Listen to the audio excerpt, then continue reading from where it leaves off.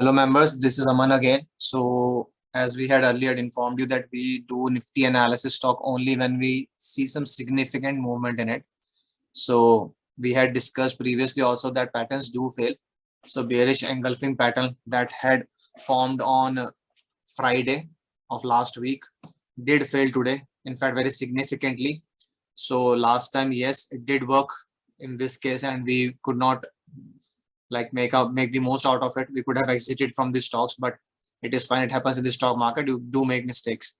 So this time, yes, bearish engulfing pattern had completely failed, and in fact today's candle has completely pierced into this bearish engulfing candle. So this is also, you can also say that a piercing candle has formed today, which has closed above the 50% of this candle. So the 50% of this candle is coming around to the 17032. We have already done the calculations. You can simply do that. You can take the high and you can take the low and divide by 2. So you will get at the 50% value, which is coming out to be 17032. So we will just put a line here. It is coming out to be 17032. Okay, so you can see this is ideally the 50% of this candle, but there is a long wick. So let even if I take it at this level, it has completely, even if I take the 50% of this body, it should be coming around here. So it has in fact not only covered the 50% of the previous candle, it has covered more than 70 to 80% of the previous candle. So it can be called a piercing candle. This is a two candlestick pattern, you can say. So this one is a bearish candle and this one is a bullish candle. It has completely pierced into the previous candle. So it is a kind of a reversal trend indicator. There is a possibility that Nifty 50 might try to push up from here. Also, one of the most important things that we need to see here is that the candle of 23rd December closed at 17072.60, and today's candle has closed above it. It has closed at 17101. We don't know it is coming at 17101 here, but in Google it is coming around 17,085, we believe so. So if we take that value, even if we take that value, it is higher than the close of the candle that had formed on 23rd of December. So this is also a positive sign that it has closed not only above the 50% of the previous candle, but it has also closed above the close of the 23rd December candle. So this pattern has completely failed. This time bearish engulfing pattern has completely failed. We can say that. Now if Nifty 50 tries to move higher tomorrow, so it is likely to face resistance again at these levels, but it is for the first time since like 1 2 3 4 5 6 7 days that Nifty 50 has managed to close above 17072, at which it was facing huge resistance. Today it has managed to close above that. So there is a possibility that we might see some kind of gap up tomorrow. It may try to hit this upper line and then try to come back. But if Nifty 50 enters this area and it starts to close within this area, we can see further upside in the Nifty 50 in days to come. So you can take this as a view also. Like if Nifty 50 gaps up, touches this line, so there is a possibility that it might come down again, may try to find support here or here, and then again start going up, or there's a possibility that it may gap up and try to close within this region. And if Nifty 50 manages to close like in the days to come above this region, then Nifty 50 will be in a very, very strong zone. But that will be something like too early to conclude about.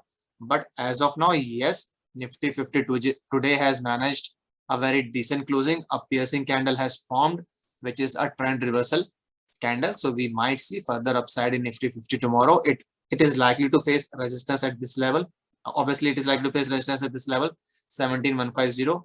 Then it is likely to find a resistance something around 17, maybe 7 in the range of 17200 or 17225.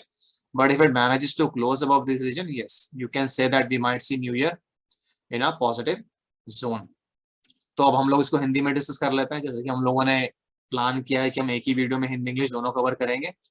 तो members, this is Aman from up move stocks.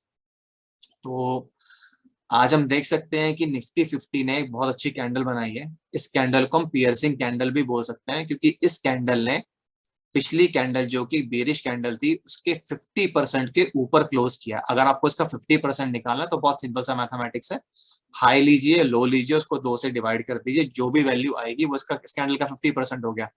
और अगर इस candle ने उसके 50% के ऊपर close किया है तो हम कह सकते हैं कि पियर्सिंग कैंडल फॉर्म हुई है। पियर्सिंग मतलब सीधा अंदर घुस जाना, मतलब बिल्कुल उस कैंडल के उस अंदर घुस के उसके नेगेटिव पैटर्न को खत्म कर देना, हम ये कह सकते हैं सिंपल लैंग्वेज में।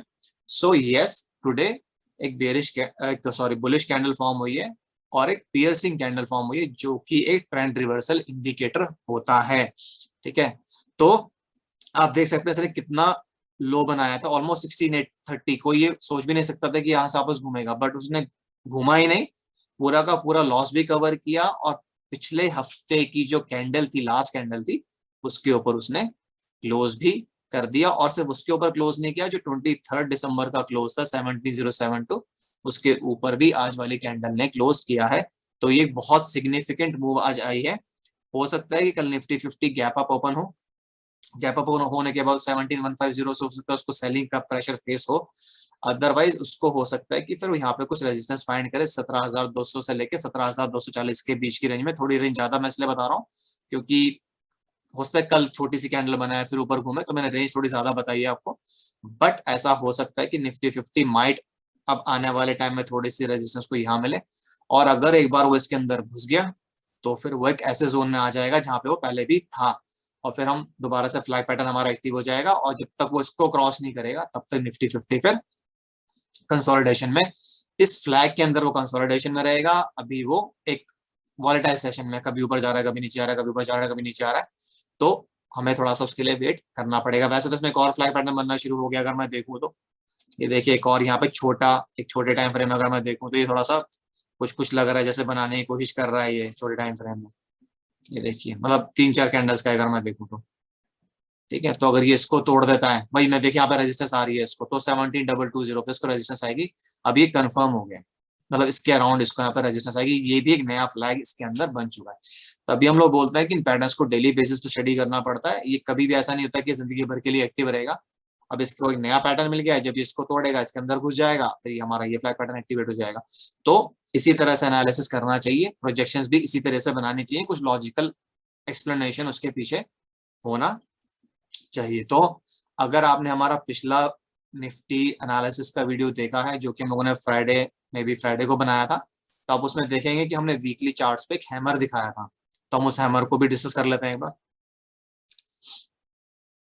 ये देखिए पिछले हफ्ते ही हमने आपको बता दिया था कि इवन तो बेरिश एंगल्फिंग कैंडल बनी है, बट निफ्टी 50 ने एक हैमर बनाया है, और हैमर एक ट्रेंड रिवर्सल इंडिकेटर होता है। और आज ये अभी जो कैंडल बनी है उसने इसके क्लोज के ऊपर क्लोज भी दे दिया, तो ये सिग्निफिकेंट मतलब सिग्निफिकेंट रिवर्सल हो सकता है, प्रोवाइडेड ये इसके ऊपर क्लोज करना शुरू या इसको इस रेजिस्टेंस के ऊपर क्लोज करना शुरू कर दे, तो आप निफ्टी 50 को फिर ऊपर जाते हुए देख सकते हैं, क्योंकि ये बहुत स्ट्रॉन्ग हैमर था। हमने पहले ही बोला था बहुत नीचे जाके ऊपर आया है ये, और आज वाली कैंडल ने इसके ऊपर क्लोज कर दिया। पर अभी हम कुछ नहीं कह सकते क्योंकि पूरा हफ्ता बाकी, ये वीकली कैंडल है, तो अभी हम किसी कंक्लूजन पे नहीं आ सकते। बट यस, हैमर ने शायद आज अपना काम कर दिया है।